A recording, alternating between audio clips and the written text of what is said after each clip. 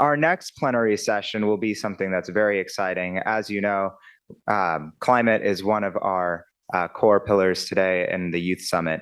And despite a global aggregate surplus of food, we still face many issues in terms of starvation, malnutrition, and food insecurity. So our next plenary session will be about Seeds of Change, youth-led solutions for resilient agriculture and food security.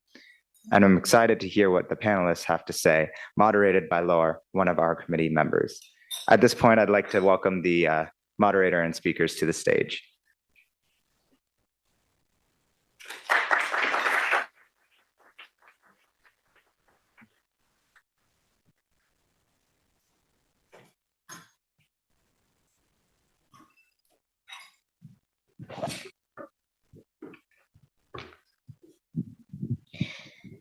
Thank you. Thank you so much, Trey, and welcome everyone to this last session of our packed morning.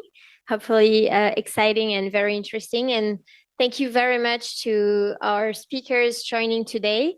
I'm Laure Moutapa, and I'm really honored to moderate this session. So as Trey was mentioning, we are facing an enormous challenge as the food population is expected to reach 10 billion by 2050. And so the food demand is expected also to increase by more than 50%.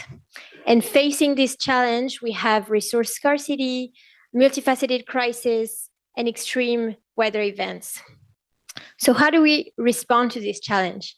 Climate smart agriculture and innovating in the way we produce food is part of the solution because it has this triple objective to increase productivity and growth while reducing carbon emissions and also decrease vulnerability to external and physical risks. However, as Trey was also pointing out, beyond the way we produce food is also the challenge of making it accessible for everyone everywhere. So this is why we wanted to include this super important topic of food security as well. Because despite food production having increased in the past years, food insecurity has actually increased, and 80% of the people affected by these are in fragile and conflict-affected areas. So once again, innovating will be part of the solution. For example, digitally tracing food could save up to 30 million tons of food every year. But one other reason why we wanted to include agriculture in those discussions today with you is not only because it feeds us, but also because it is one actually of the most powerful tool to end extreme poverty. Why? Because it's a key element to reach some of the most underserved segment of the population. As 3/4 of the world's poorest population live in rural areas, where agriculture is often the first source of income. And not only because of that, agriculture and food in general today employ 1.2 billion people. And innovation can pave the way out of informality through digital tools, entrepreneurship, new financial business models. The industry could create up to 140 million jobs in the future.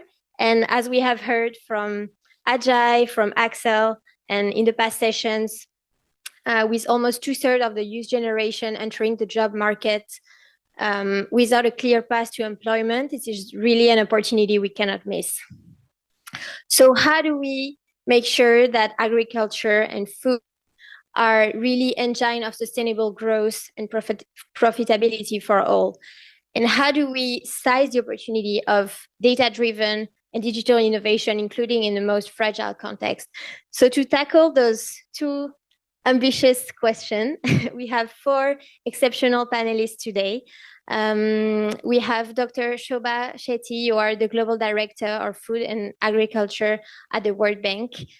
Thank you so much for joining us. We also have Philippe Zimmer, your data science consultant at the World Bank Development Impact Group. We have Nathan Hurley, you're a consultant at CGAP in the Fragile, also an emerging countries project. And last but not least, joining online, we have Guadaluna Shear.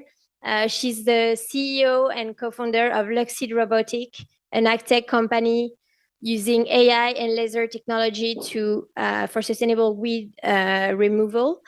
And she's also our proud winner of last year's World Bank Youth Summit pitch competition. So thank you so much for joining us today. So with this brief introduction, I would like to kickstart the session with our first question, asking you to tell us a bit more about what you are doing in your jobs. What are the strategic priorities from your respective organizations connecting to this general objective? And I would like to start with you, Shobha, by asking you, what are the key priorities that the World Bank is seeing to make agriculture more sustainable? Thank you very much, Laure, and good morning to everyone. Really excited to be here with all of you today. And I think Laure has sort of set the stage for us in terms of what the challenges are for food security in this world that's really seeing an existential crisis in terms of climate change. So at the World Bank, I think what we have been propelled by a vision to build a productive, resilient, and sustainable food system. But the sobering reality, as we all know, is very far from this vision. And hunger and malnutrition are surging, while the food system also generates a third of global greenhouse gas emissions, also contributing to widespread deforestation, biodiversity loss, excessive freshwater use, and as well as contributing to pandemics. But the food system remains too big and too important to fail. It provides 1 in 3 jobs globally, and this rises to almost 2/3 in developing countries, and it contributes 10% of global GDP. Agriculture, as Laure mentioned, can contribute to poverty reduction 3 times faster than any other sector, and it's also a huge untapped potential for reducing greenhouse gas emissions. Recognizing the food system's importance for sustainable growth and jobs, the World Bank has provided almost $22.5 billion for food and agriculture investments over the last 5 years. And we are now working to mobilize resources at scale, recognizing that this is not just a job for the public sector alone. It needs knowledge, it needs advice, it needs finance, and the right kind of instruments to really attract more private capital into the food sector. And these financial tools work best when combined with public sector policies. For example, at the World Bank, we are working with over 40 countries to repurpose harmful agricultural subsidies and support and instead redirect them into more sustainable and nutritious outcomes. We are also supporting innovations such as crops that are more resistant to droughts, heat, floods as well, biofortified foods, along with digital technologies and clean energy solutions, which can really help drive a second green revolution and tackle hunger across the globe. So here, I think the partnership with science and research organizations, such as the Consultative Group on International Agriculture Research, is really critical for us. The good news is that I think there is a global momentum now that recognizes change is possible. At COP28 in Dubai, we had 160 countries that signed the COP28 declaration, making transformation of food systems part of the climate agenda. And by 2050, we can sustainably feed 10 billion people by using technologies, better public spending, and unlocking private capital. And this all has a price tag of less than 0.5% of global GDP. So it's both achievable and affordable. And the time to act is now. And the youth are the agents of change. We need your dynamism, your drive and dedication to radically transform food systems, to build our economies, but heal the planet as well. Thanks, Laure. Thank you so much, Shobha. That was already a very insightful and inspiring. And I would like to give the word to Nathan. Can you please tell us a bit more about what you're doing and how this connects to building a more resilient and sustainable agriculture and food systems? Yeah, thanks, Laure, and good morning again to everyone. It's an honor to be here. I have worn a series of hats over the years, including as a microfinance lender. I've worked as a donor. I've worked as a program implementer. And it's always energizing to hear how technology is being applied to respond to development challenges, including food insecurity. But I also faced a challenge. I spent most of my career so far based in the DRC in Congo.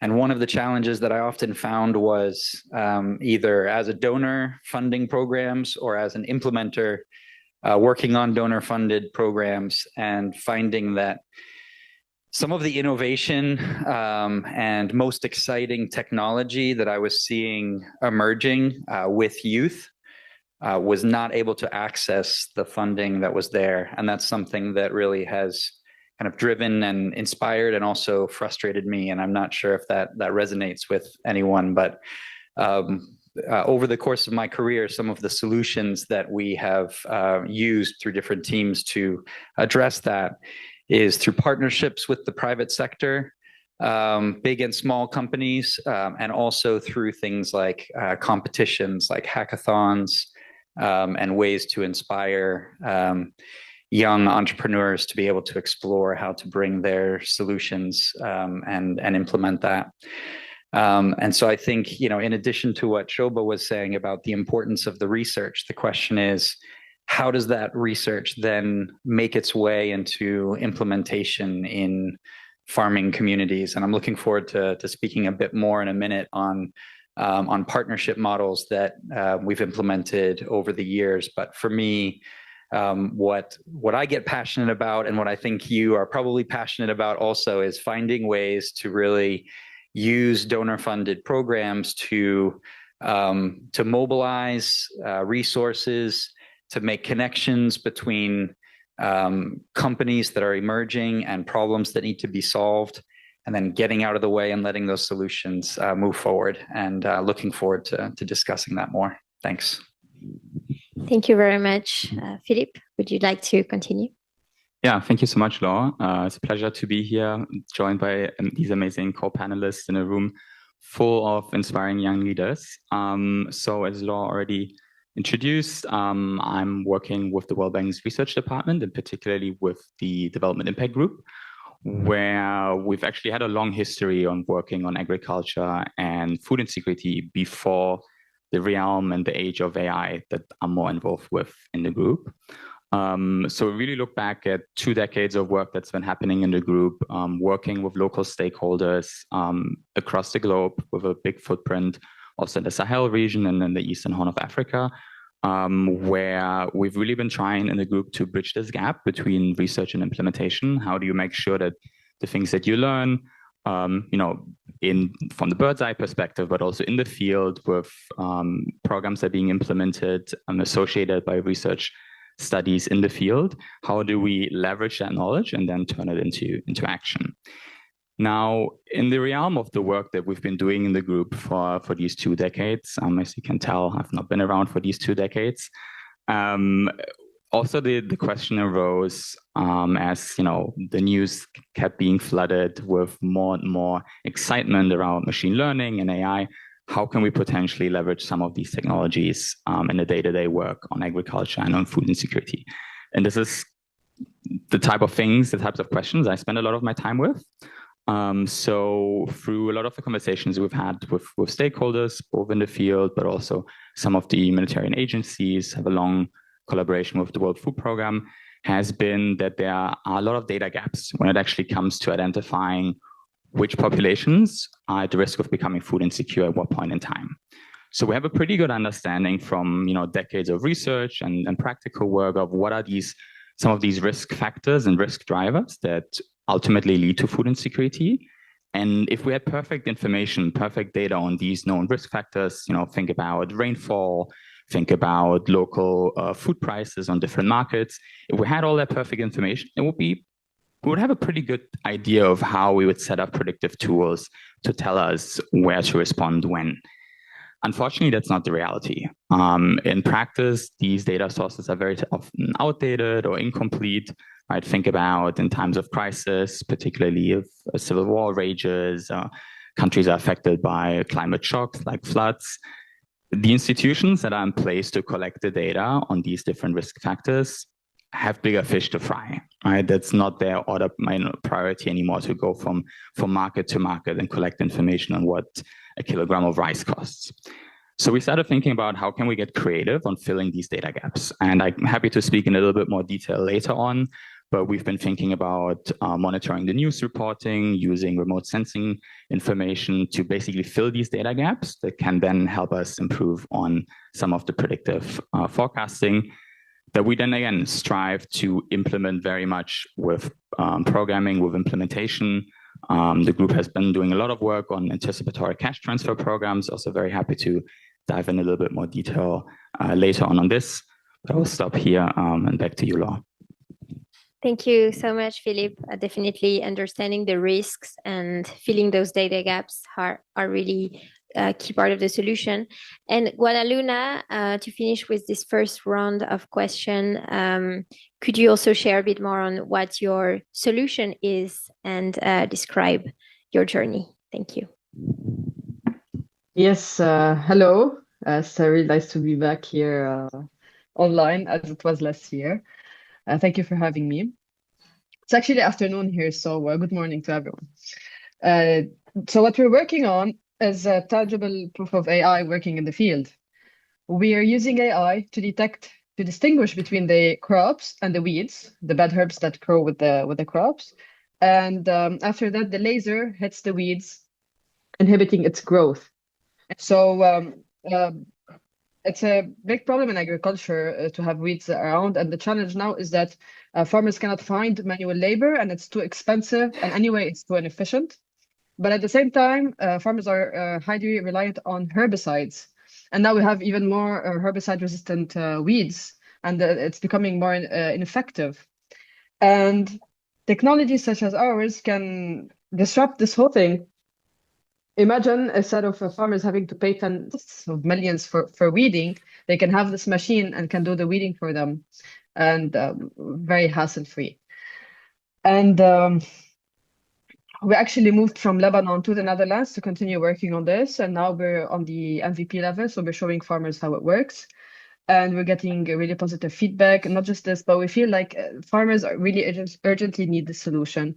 And from a higher level, we don't need to genetically modify crops to be resistant to weeds. We don't need to continue researching on herbicides when such technologies with AI are now possible. Back to you. Thank you so much, Guadaluna. And this is such good news to see that innovations are actually changing the production in a more sustainable way. I would like to dive a bit more in some of the conversation we were having earlier on agriculture as a lever for jobs creation and youth engagement. So I would like to go back to you, Shobha, and ask you specifically how the World Bank is seeing this issue, and what are the key pillars of action in this field?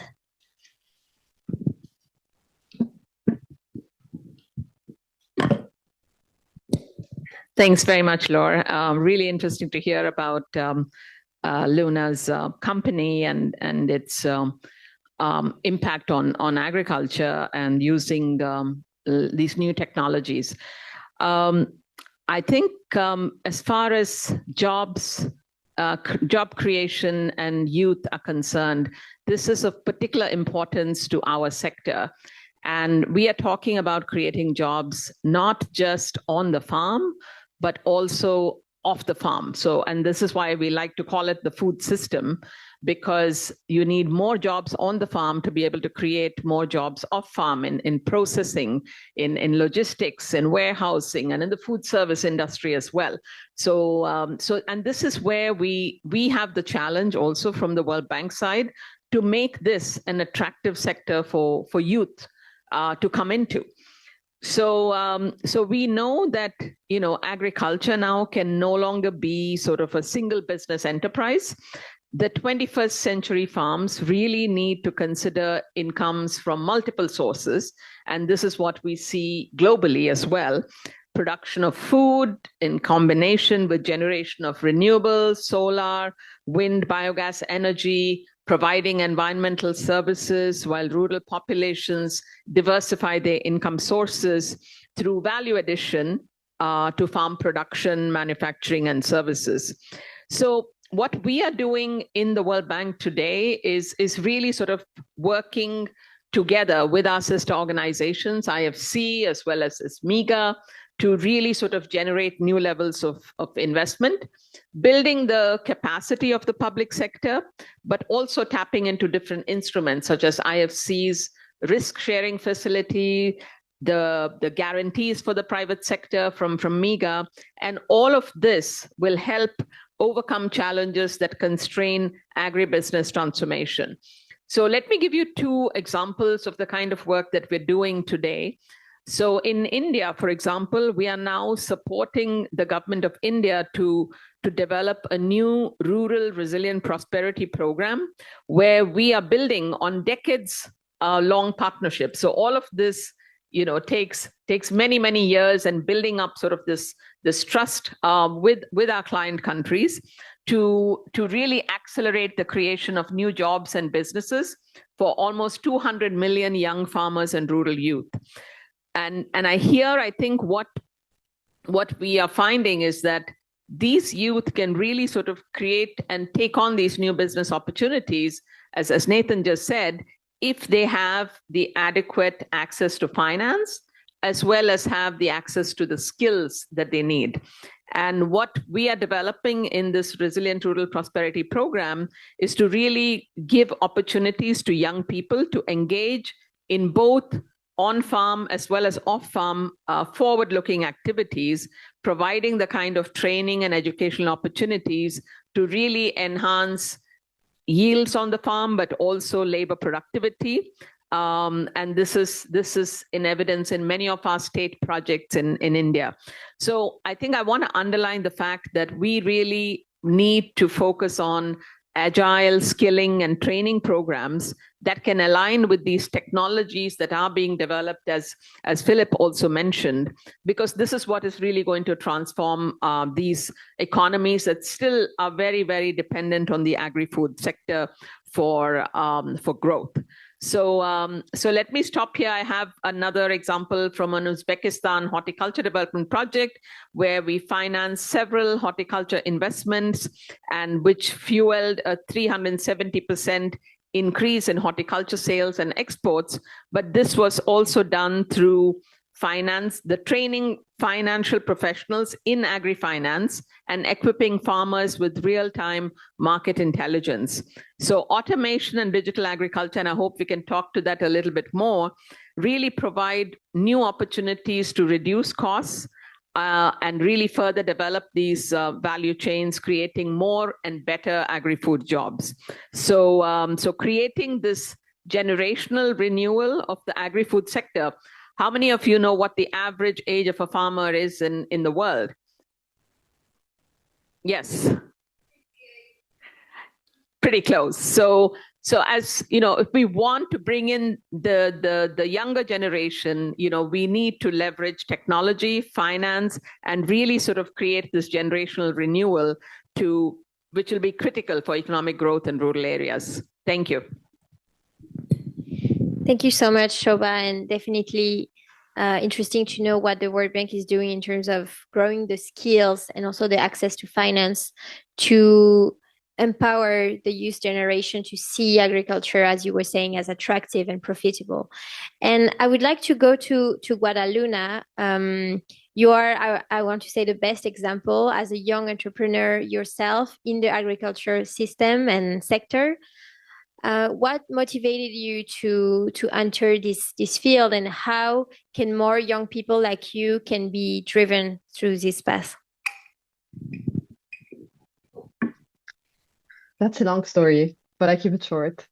So since I was young, I always wanted to be like this female Elon Musk.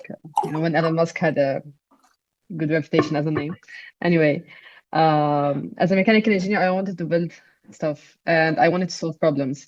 And my father is an agricultural trader, and this is where it started actually, and at the university level. And I think this is the case with most of the youth. So you either take the master's academia route, or you take the entrepreneurship, or you go into career and corporate. So if you want more ideas, you have to tell the youth about the challenges that are there and how, with their skills as engineers, for example, we can solve these problems. So we were encouraged to join a program in Lebanon called AgriTech, and we won first place in the incubator for this problem, weeds. And really, we saw how we can use our skills where there is an obvious gap in the farming industry, and weeds are a serious problem. You have farmers losing up to 50% of their yields because of weeds nowadays in the age of AI and technology. So I think what will motivate the youth is that to see where they can make an impact, especially when it comes to climate change. Like, we're this generation, my generation, that grew up being aware about climate change really early on. And I think it's personal for every one of us. And having these opportunities at university level, whether it's programs, grants, competitions, I think more people will want to take that route. And already we're seeing this shift happening. Thank you so much, Guadaluna. And it's interesting to see that you came to that field through a specific program that you were mentioning in Lebanon. And I want to turn to Philip. In your view, what similar skills, programs, systems are the most critical for those young people to drive innovation in agriculture and food security today? Infrastructure, and infrastructure. So this is maybe a little bit of a controversial take, but with a lot of these summits these days, we hear a lot of talk about how AI will transform the world and how it will solve all problems that exist out there. And as somebody being in the field, I'm also an optimist, and I think there's a transformational potential of the technology in leapfrogging development gaps and really helping us push the needle. But I find it concerning when these conversations are detached from the very real infrastructure needs that need to be in place to enable that technology to have this transformational impact, right? Whether that is through academia and universities, like the program that Guadaluna was mentioning, but also at larger scale. We cannot just assume that all these youth are suddenly going to open up an imaginary laptop with imaginary stable broadband access in the most remote parts of their country and have access to the perfect data with unlimited compute resources to transform the world. This is not the reality. So I'm hopeful that the big institutions, such as the one that's hosting us here today, will think critically about how we can venture into this new area and making the most of this new transformational technology while tying it to these infrastructure investments that need to be in place to empower youth, not only in the context of agriculture, but also in other contexts. And I think there's like a lot of examples to give of where this is happening in reality. There's a lot of fantastic initiatives. We were just 2 weeks ago in Togo with the Africa West Leads initiative by the Development Impact Group. And it was fantastic to see the work that the government is doing with the Togo Data Lab, an amazing initiative that does also a lot of work on agriculture, predicting soil fertility levels, monitoring different crop yields across very high resolution across the entire country, where the lab was set up with a coding competition. So basically everybody from college student to experienced engineer was invited to engage in this coding competition. And I believe the top 50 top 50 candidates were then interviewed, and the top 20 candidates of this interview process were offered full-time positions with this government initiative. I think this is such a simple yet effective way of bringing passionate people with diverse skill sets that really can push the needle together, and giving them a platform of resources that they can drive innovation forward. Thank you. Thank you very much, Philippe, for reminding us that indeed infrastructure is a key element that is like the basis needed for any type of innovation, whether in agriculture and other sectors. And I want to turn to Nathan. What innovative, so what type of partnerships, systems are needed to encourage also the young people to work in this sector? Yeah, thanks, Laure. I want to sort of piggyback a bit on other speakers in my response to that. And I was mentioning earlier the model of partnerships. When I think of the word partnership, the concept that most frequently comes to mind is partnerships between private sector companies, partnerships between donor programs and private sector companies to fund new innovations. And that often comes through things like challenge funds and competitions and hackathons, and connectivity does become a big challenge there. I've run a couple of hackathons in Kinshasa that yielded really interesting ideas, but then you find that across the broader country of Congo, you have still under 50% access to internet connectivity. So there's a lot of work to do around access to be able to even implement some of these solutions that we're talking about.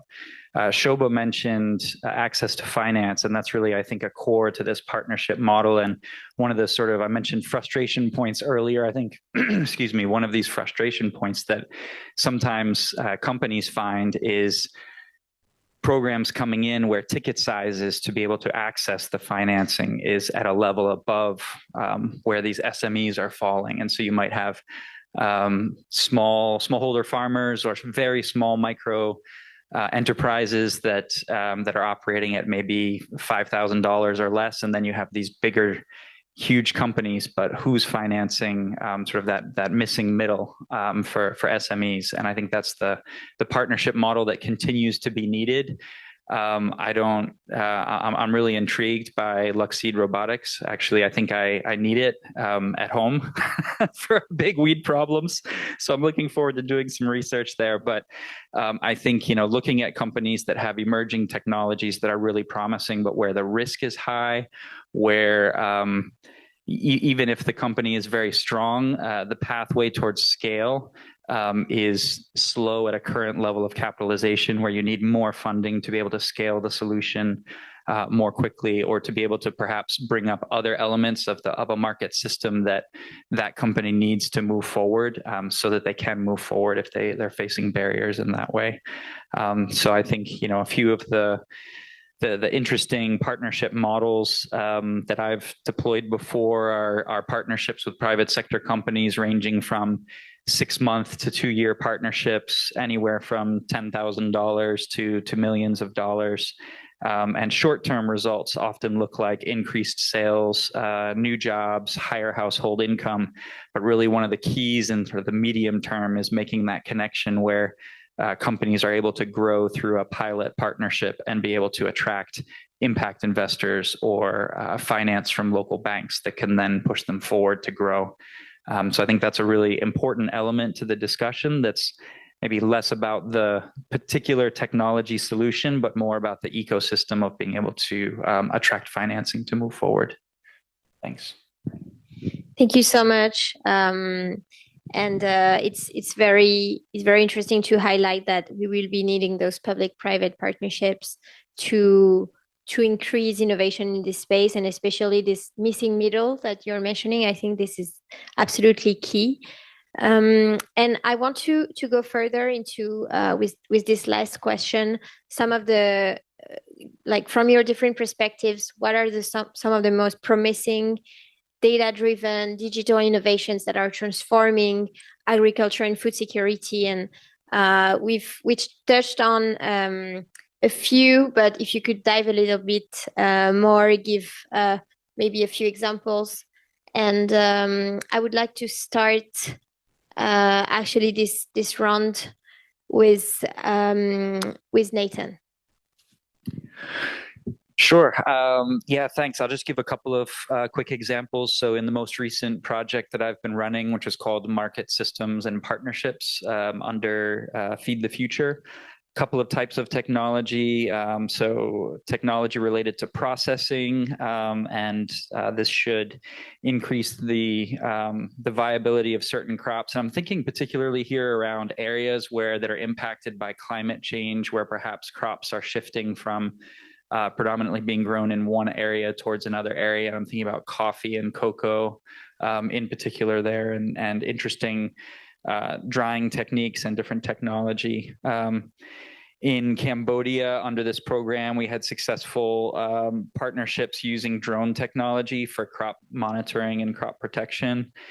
And another area that I wanted to just raise is around food loss. I think it came up earlier, but I think the estimate is around 30 to 40% of food being lost somewhere along the chain from production to post-consumption. And we were under this program, we were running a food loss and waste reduction accelerator, which supported SMEs that were focused on that issue. And I just wanted to highlight a couple of examples from East Africa in particular, where there are a number of really promising companies growing quickly in the upcycling business. So just throwing out a couple of names, BioBoo was one, Best Tropical Fruits is another, that are operating out of Kenya and Tanzania, processing organic waste to produce animal feed, fertilizer, edible oils. And another area of technology that's really important is around cold storage as well, to support that reduction in food loss. So those are just a couple of areas that we've supported. Thanks. Thank you so much. And going back to you, Guadaluna, you yourself is a leader of innovative solution. How do you see this evolving, and maybe some of the future solutions that could exist? Yes. Well, I'm biased towards AI.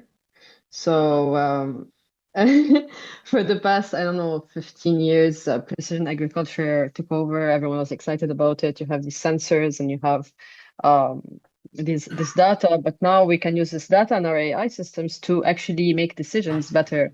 And for example, and what's needed now, like the innovation is equal to the severity of the problem. I think water is a big problem in agriculture. You need like 80% fresh water, and there are a lot of drought-prone areas. I remember like from 2023, there was a big problem in Spain, for example. I think the water reservoir was like at 30%. Like this was a catastrophe, and I remember like half of the season was depleted of many crops, and many that are like dependent on Spain for production.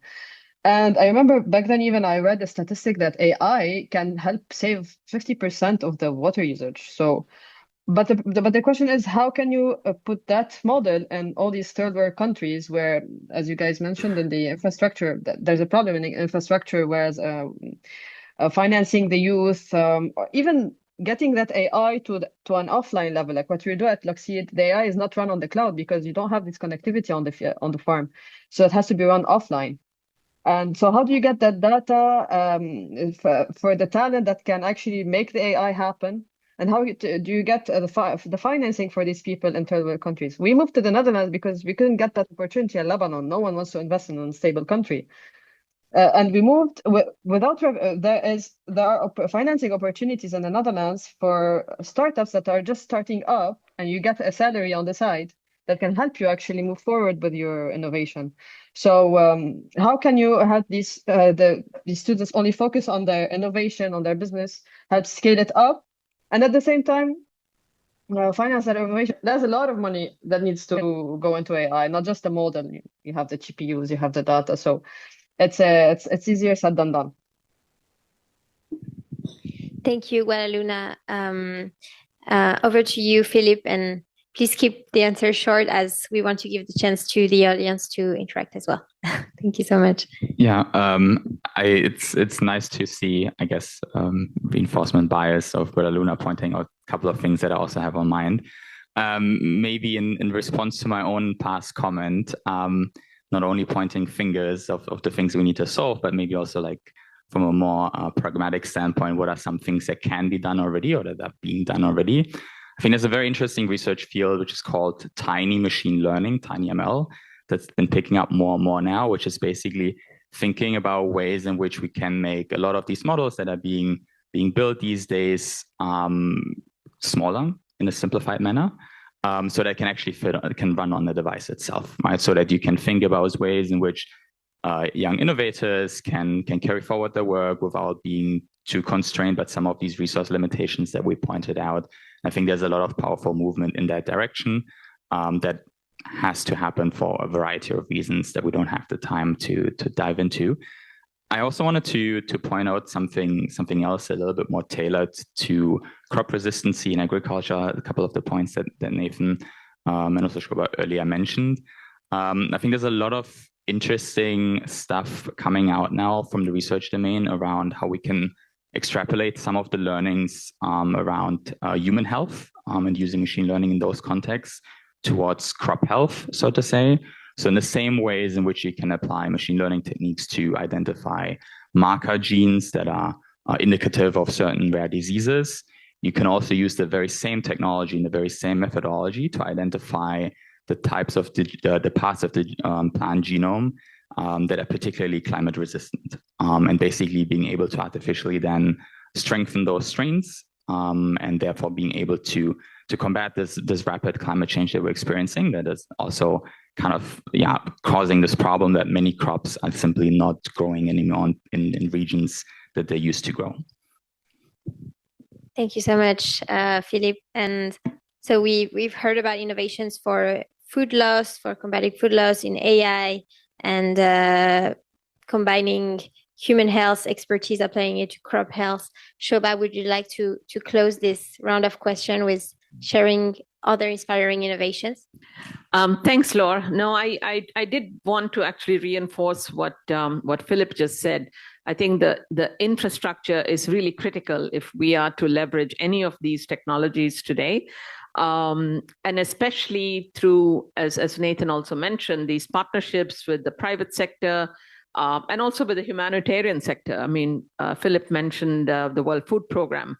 So I think, for us in the Agriculture and Food Global Practice in the World Bank today, we actually have a separate thematic area on data and digital agriculture, which is a team that supports our operational colleagues. And now we've invested over the last 6 years over $1 billion in data-driven digital agriculture. So this includes financing for digital public infrastructure, which is critical if we want to make AI work, big data platforms, and agri-tech innovations in 56 countries, a lot of them in Africa and Asia. So let me give you a couple of examples. For example, in Kenya, we have supported the development of a data sharing infrastructure that has created now farm registries for 6.5 million farmers, and has now geotagged all these farms. And now about 5 million farmers are getting precision advisories on weather, climate smart practices, application of farm inputs, which are all helping improve productivity and incomes. We have also, and Nathan mentioned this as well, we have found these hackathons and these innovation challenges to be a great way to bring youth entrepreneurs into some of the projects that we support with the clients. So in Kenya, where I was to manage the agriculture program, we've invested in about 25 disruptive agri-tech startups through innovation challenges under the government's 1 million farmer platform. And these dynamic youth-led startups are providing farmers services ranging from the Uber for tractors to solar irrigation and AI-powered agricultural advisory chatbots. We also launched the Kenya Soil Health Accelerator Program, which is a data challenge where the startups will apply AI to soil diagnostics and sustainable land management, sort of what Aluna is working on. Again, the Kenyan youth are really sort of leading this charge to deploy AI for good. So there's a huge amount of potential, and I think the new technologies like the one that Philip just mentioned in terms of the tiny ML as well as the using gene editing to really support more productivity. I think these are all really exciting things that we can bring into our programs that are supported by the World Bank Group. Thank you. Thank you so much. We will now open the floor to questions. I see Marco has his hands raised. Thank you. Sorry for hijacking this. I had a question for Nate and Shobha. You both have a lot of multi-country experiences. I was wondering, do the lessons that you've come across, do they apply across the board, or do you find you have to adapt them to the local cultural setting? Thank you. Please go ahead. Okay. Yeah, you have to adapt it to the cultural setting. I can just say even within the same country, sometimes, I mean, I'm thinking about a hackathon in Kinshasa, and then I'm thinking about a design sprint in Goma across the country, even within the same country sometimes. And so, yeah, within a region, between countries, between languages and cultures, there's always going to be differences, but it's really a huge opportunity, I think, when we're talking about youth engagement, because one of the things that I found is that the way that youth are organized in each different place you go to has really interesting characteristics and a history of how it got set up and an interesting way of approaching problems. And so if you can be open to figuring out where that particular community is at as you go in and adapt solutions there, that can be really a powerful way to engage. I think in fragile contexts, so thinking about Eastern DRC, where I spent a lot of time working and they faced decades of instability, you have communities of youth that have not known stable years of going to school or stable consecutive years of being involved in coding programs, but have somehow found a way through online systems to teach themselves different things and have a certain level of pride about finding those solutions. And if you can come alongside that, that's going to be very different and unique from another setting in another country. So thanks. I think Nathan has said it all, but just to add and reinforce the message that there is no cookie cutter approach, right? I mean, you have to contextualize solutions, whether it's even within the same country and across countries for sure. But I would just like to add one thing, and there are always lessons that can be drawn, principles that can be built on, and systems that we can support across countries and across cultures. So I am a big believer in the digital agriculture space, especially once you have the digital public infrastructure investments. So the key here really is to build, to help establish the trust between farmers and the youth and the state, right? So this is something that's always sort of lacking. And here's where we find that, we had e-voucher systems that were introduced in DRC to supply high quality seeds to farmers. And this really helps. And we've done the same in Nigeria as well.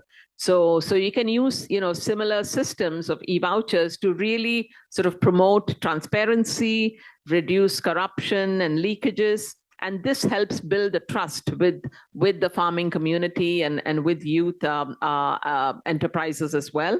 And of course, this is also in terms of saving the government money, really helps that as well, because then you have a much more targeted approach.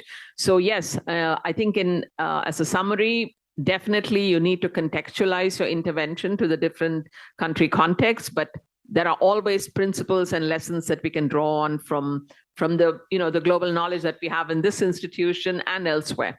Thanks. Thank you so much, Shobha.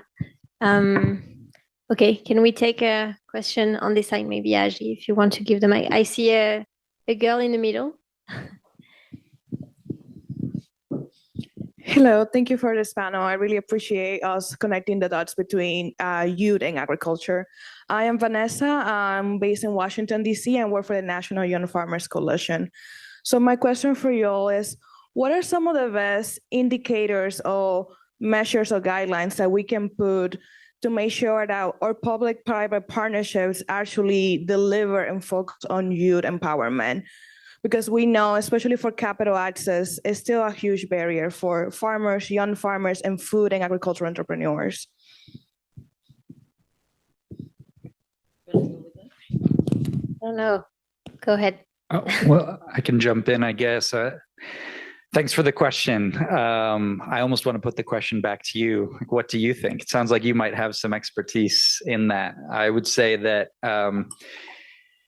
most of the partnerships that I've worked on, they are typically set up as a pay for results type of partnership where you're laying out very clear criteria. And if you have design considerations, for example, you're trying to work with youth, then that would be built into the design. And that might be built in, for example, at the call for application stage for a window of companies that might be interested.